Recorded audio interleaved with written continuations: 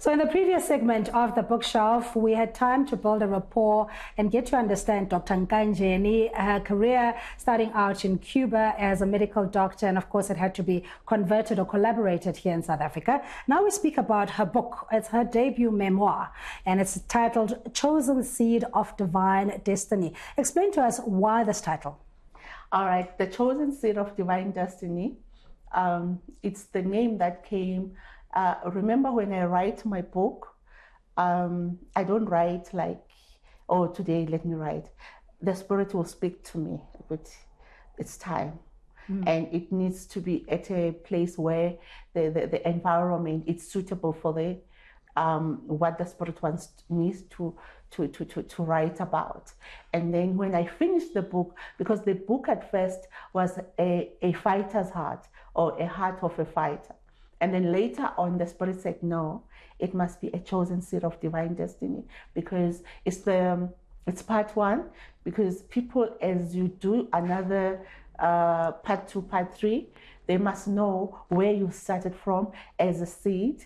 You know, a seed, it grows where there is no noise, alone, in a darker place. Yeah. People, they don't see it. Yeah. They start to see it when it starts to uproot and show off itself. What is it capable of? Yes. So every one of us, we are chosen seeds in our spheres where we are. But it's just that we don't know that. Yes. How do you draw from that seed? Because as you're saying, we are born inherently with a divine purpose of Yes. what it is that you're supposed to do in life, and you're given the necessary tools, talents, including the networks growing up. So, but how do you tap into that seed and be in tune with what it is that one is meant to be or do? First and foremost, because myself in the book, I call myself Gabriel. Because why Gabriel? Gabriel means the faith you have with God. God is with you. The strongest faith. That is number one. You need that faith, irrespective, because most of the seeds that the places where we grow in, they are not conducive for you to be able to implement that faith, but you need to be mentally strong. You need to know you want this. You need to want it and tell yourself you're going to get it, come rain, come shine. Yes. Because at some point in time, we find situations that will divert us a little bit. For example, I was diverted, Sindi, because I don't want to lie, I'm not a saint. I used to be in parties, dancing on top of the table. It was so nice. And I never knew there's something God implemented in me. Because the day when the Lord started to speak to me, I was from Cubanas. I was telling my friends, I can't hear the music. They were like, what do you mean? They were playing the music, chiming, but I was hearing Us Rebecca singing, And then that's how it started. Yeah, so there comes a time in your life, and I think it's the folly of the youth, where sometimes you do make mistakes or you explore. You go through a particular phase where you're out in what they call groove, the young ones, and the clubs. But then at some point your faith matures, or it kicks in to how you need to carry yourself. So is that in essence what you're saying happened in your case? Exactly. Exactly. Yeah. That is what it started. And at first I never knew and understood it, because remember, I grew in a Catholic background. Although my grandmother at home, we grew in Apostolic Faith Mission and in Assemblies of God, but I didn't, because they were in PE in Port Elizabeth. So in Mthatha, I associated myself with the Catholic religion. So it's a quiet one. You just do your rosemary things. So I never knew that one, because I never saw myself in that, and I never knew about the calling. Yes, when I grew up, I used to tell people, Guti, I dreamed this, and it happens. Wow. So, and this is where your title, or you being ordained as a prophetess. And maybe you can explain what that means to maybe non-denominational religious groups, if they'd be able to find an equivalent thereof. So we make the message more universal.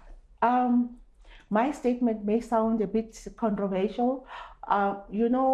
after I accepted the Lord as a Savior in 2008, I was shown a church to go to. I was in Cape Town. We went there with my friends. It was the one we worship God, we worship Jesus and everything. But as time goes on, because part of me, I just found out I was born in a royal family because I used to dream about them, telling me things and everything.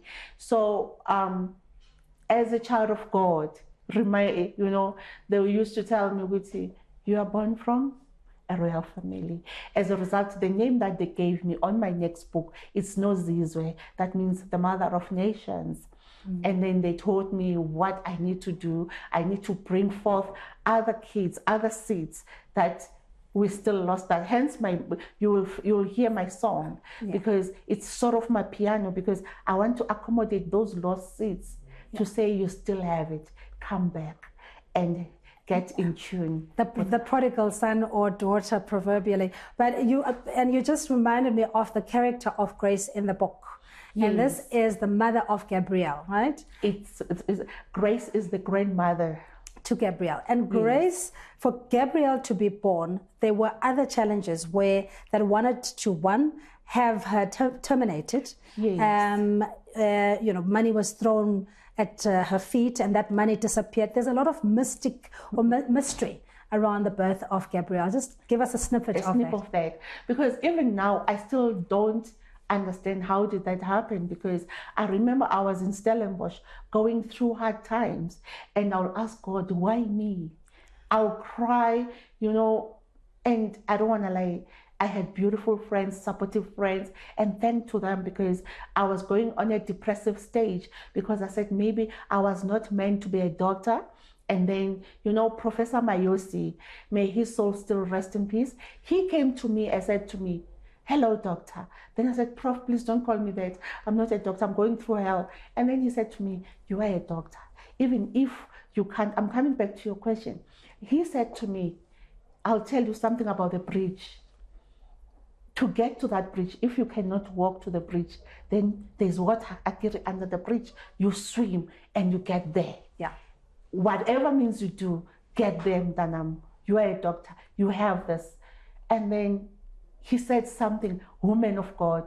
I'm like, Prof, what? Because that was the visit. After a visitation I had, Guti, because remember I had a visitation that it is now it's time to go back to God. So after that, those steps, that things were happening and everything. Then when I was praying the other day, the Lord said to me, there's a truth that you need to know, but you must forgive these people who did this. Your mother, your grandmother will tell you. And we'll talk about that in the last segment, Dr. Nkanjeni, about the inspiration, the motivation behind the book, really to enlighten and also to remind us of our own greatness that we often along the way, because of the hard knocks in life, that you may forget. So we'll come back here on the bookshelf on eNCA. To stay with us.